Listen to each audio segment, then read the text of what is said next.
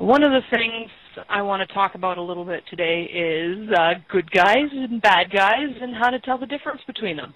Because I see a lot of things on the internet claiming that so-and-so is a good guy, so-and-so is here to help us out, this group here isn't, and some of them are giving conflicting indicators as to, okay, this group says that group's not friendly, that group says it's friendly, and the other group isn't. You know, how do you tell which is which?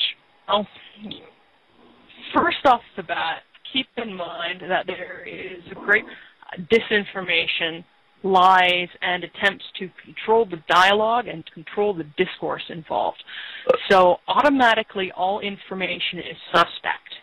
Don't start from the notion that everything is truth. Start from the notion that everything is potentially an attempt to deceive, and then narrow it down from there, or eliminate the ones that are not problematic. And one of the ways I do that is by looking at what they say. Now, it's one thing to say a whole bunch of lightisms and trigger words. We've got trigger words that have been speech, whether or not that is or isn't the case. We automatically start thinking everything is okay the moment somebody mentions angels, the moment somebody mentions light, love, ascension. Any of those things are tricks. They're not necessarily only spoken by good guys. That's the thing. Sometimes bad guys can use those concepts to try to get you all those things that are not nice. What I'm telling you to look for is not the love and light trigger words, but the underlying messages. And what is it empowering or is it disempowering? Is being taken care of for you? Or does it place a reasonable expectation upon yourself to improve yourself? And I'm not telling you improve yourself or you won't. It's also disempowering speech. I'm telling you things like, okay, it's up to you to decide. It's up to you to decide how you're going to organize your communities. It's up to you to decide items and have value, what items do not have value, how to run an economic system with or without currency, etc. If they're talking chosen for you, if they're talking about leaders that they have chosen for you, even if they're calling themselves an archangel, or even if they're calling themselves a Syrian or a Pleiadian or anything like that, that is disempowering speech. Nobody is ever talking in your best interest if they're choosing things for you without giving you for yourself and decide for yourself. Right, Drake?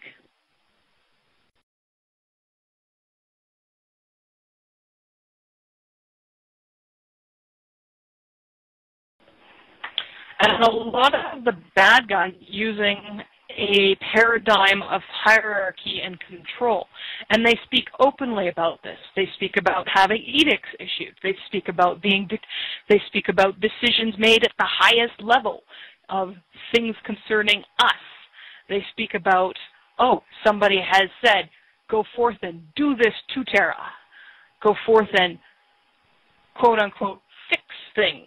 Well, you know, you fix your cat. Your cat may disagree with the fact that it was broken. Or that was a fix.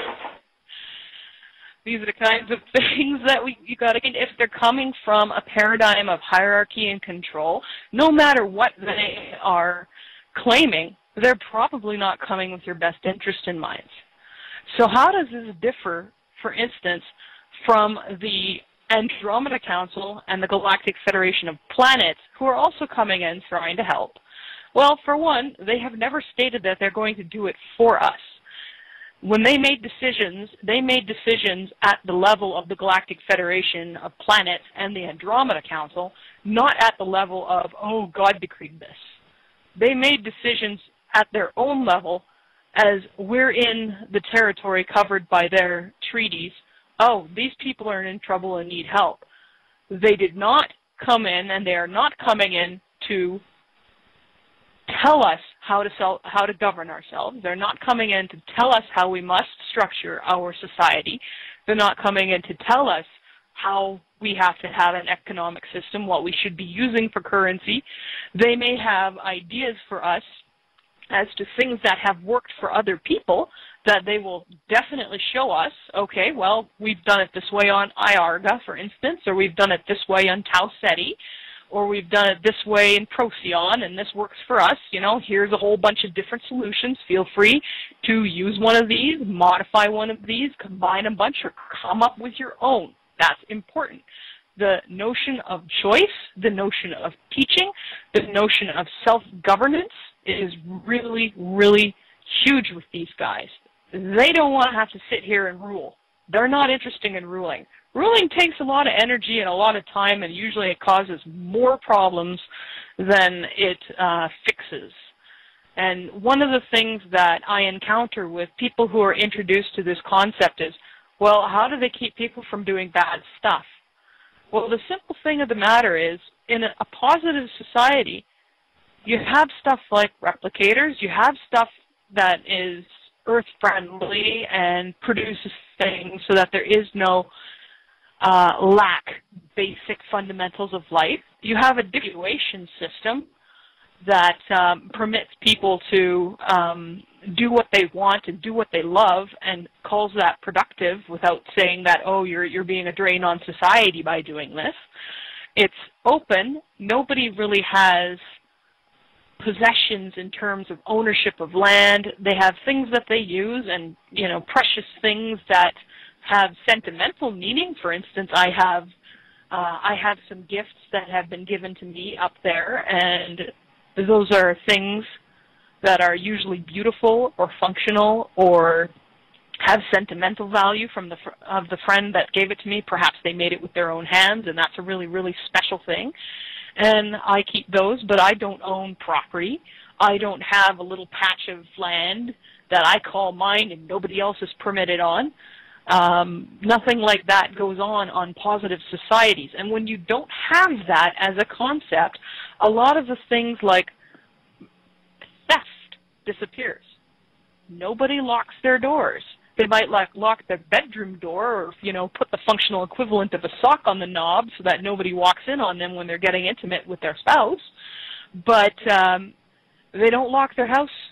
If you were to come to my house on Hammadi, because I have a house there even though I don't have property, and when I'm not in it, whoever needs to can use it. If you were to come into my house on Hammadi in the night, open the door, walk in, go to my replicator, serve yourself some food, I might wake up, wander out, and say, oh, hey, how you doing? Here, sit down, let's have a drink together and talk. If you admired the piece of art on my wall, I might give it to you, or I might tell you where you can get one similar to it. You wouldn't take it. There's no locks on the door. You can wander in and make yourself at home. The rule of hospitality is very, very expensive. There's no theft. There's no crime. There's no things like that. When it comes to personal crime, these things are settled by the community, not by a legal system. When it comes to laws, the only laws that actually exist govern how societies and organizations and civilizations should deal with each other in an ethical fashion without coming to blows over differences. Not laws governing every little bit about how you should behave as a human being. So that's one thing that people have a hard time wrapping their heads around. Nobody rules. Nobody needs to. We don't need it. Human beings, when left to their own devices, actually tend to be pretty good people. You know, we can always point to, oh, what about this guy? What about the sociopath? What about the rapist? Well, the fact of the matter is that tendency in humanity exists because it was introduced genetically, largely through bloodlines that have been discussed in other situations, bloodlines of hybrid humans and reptilians. That propensity does not generally exist in the human species, at least of the 24 human species that got together to life on Earth and create the current modern Terran human variety. It's a lot in the small town. Anybody who's ever lived in a small town knows what I'm talking about. I grew up in a small town. Nobody locked their doors. Everybody knew their name. If somebody was having trouble, the whole community would get together to help.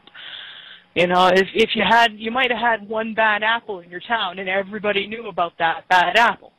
But for the most part, the people were decent. They helped each other. You know, there might have been drama. There's nothing stopping drama from happening, but it was a community.